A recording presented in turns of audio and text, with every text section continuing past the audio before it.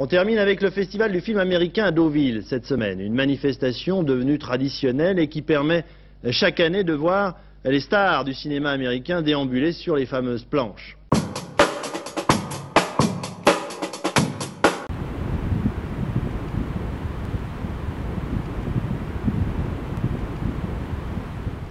Salut Paris, alors toujours en direct de Deauville, où cette 45e édition met en lumière vraiment le travail des femmes, vous les femmes actrices, vous les femmes productrices, les femmes réalisatrices.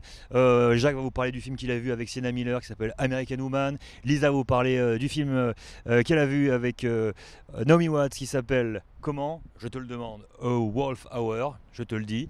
Et donc voilà, comme je me baladais sur la plage, hommage à une autre grande dame et icône française, Marguerite Duras, qui a séjourné juste derrière moi, là, c'est les Roches Noires, enfin, magnifique lieu quoi.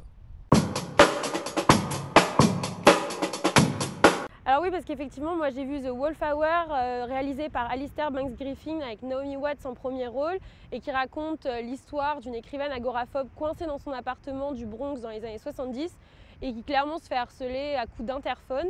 Et en fait, le film est un thriller et sera tourné en huis clos et ça va être à base de 4 scénettes, donc 4 personnages qui vont venir la voir petit à petit. Et en fait, ce film signe vraiment le retour de Naomi Watts qu'on n'avait pas vu depuis quelques temps.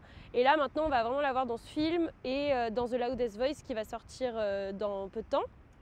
Et à côté de ça, effectivement, Deauville représente les femmes et c'est pas la seule figure qui était représentée parce que du coup, maintenant, on va vous parler d'American Woman.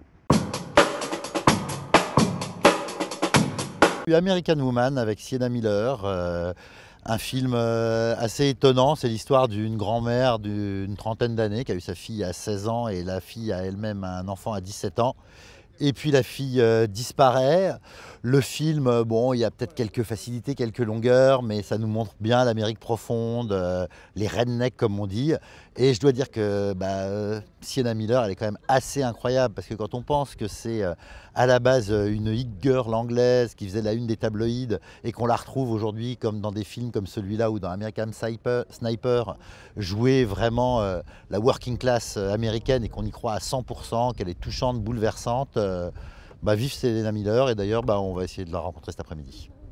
Et le soir, le tout cinéma danse sur la musique de Flashdance, comédie musicale aérobique, dynamique et tonique.